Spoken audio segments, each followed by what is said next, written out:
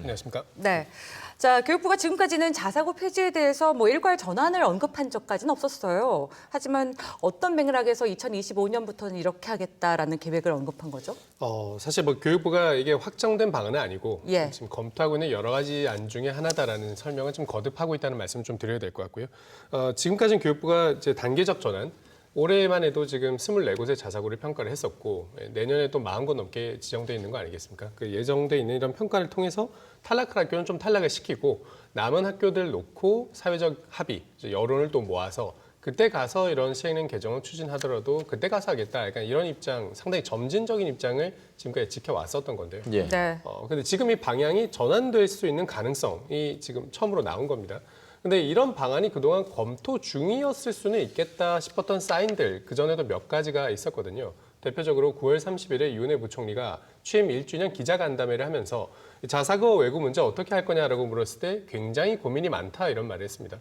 기존의 방식대로 안 갈 수도 있으니까 이제 고민이 많다는 말을 한 거였겠죠. 그리고 그 교사와 학부모들 의견도 수렴하고 있다.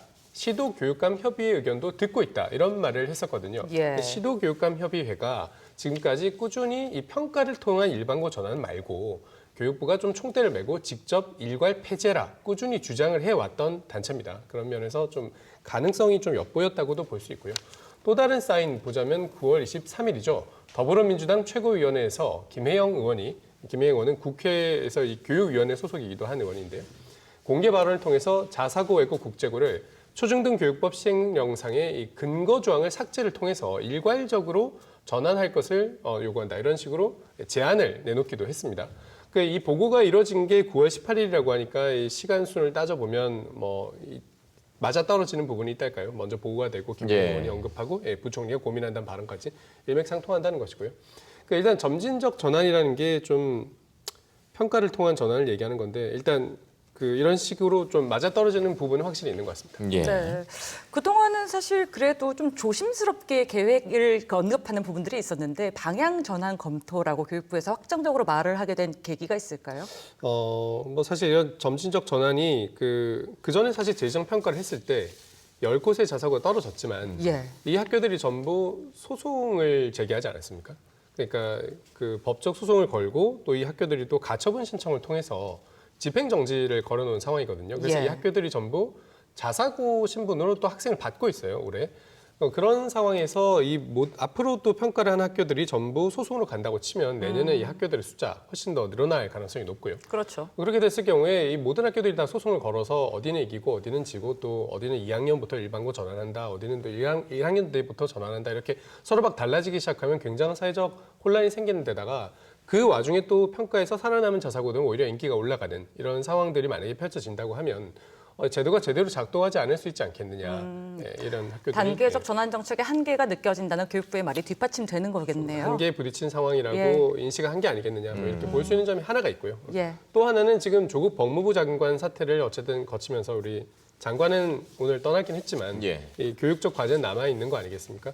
입시 공정성을 좀 제대로 확보해야 한다는 사회적 요구 지금 상당히 높아져 있는 상태인데요. 정부가 최근에 이 타겟으로 삼은 대학들을 보면 학생부 종합 전형 비율이 높은 대학들입니다. 그중에서도 자사고와 특목고생들을 많이 뽑는 대학들입니다.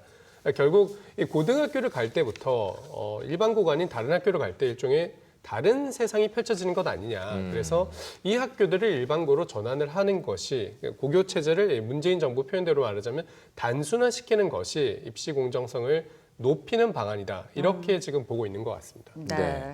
자, 이제는 학생들 입장에서도 좀 생각을 해봐야 될 것 같은데요. 결국 일반고로 전환이 되면 이런 다양한 교육들을 받을 수 있겠느냐 이런 생각을 해봐야 될 것 같거든요.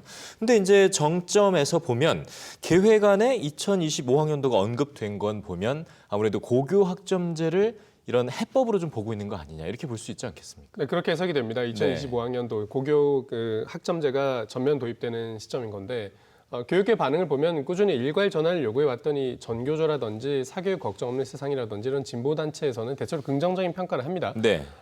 고교학점제가 도입이 되면 어차피 이런 특목고에서 이루어지던 어떤 분리교육을 통해서 이루어지던 어떤 수월성 교육들이 일반고에서도 이제 다양한 교육과정을 통해서 실현될 수 있다라는 것이죠. 그런데 자사고 폐지 방향에 대해서 좀 부정적이었던 교총 같은 단체에서는 또 우려를 표하고 있습니다. 일반고에서 과연 교육부가 주장하는 것처럼 고교학점제가 내실 있게 운영될 수 있을 것이냐. 그 교사들의 역량과 일반고의 역량을 먼저 높여놓은 다음에 이런 폐지를 좀 검토했어도 해야 되는 것 아니냐. 이런 우려와 비판 같이 나오고 있는 상황입니다. 네, 항상 고교 학점제를 두고 이제 뭐 준비가 덜 됐다 이런 얘기들이 많이 나오고 있는 만큼 좀 꼼꼼하게 챙겨봐야 될 것 같습니다. 네, 황대영 기자 잘 들었습니다. 네.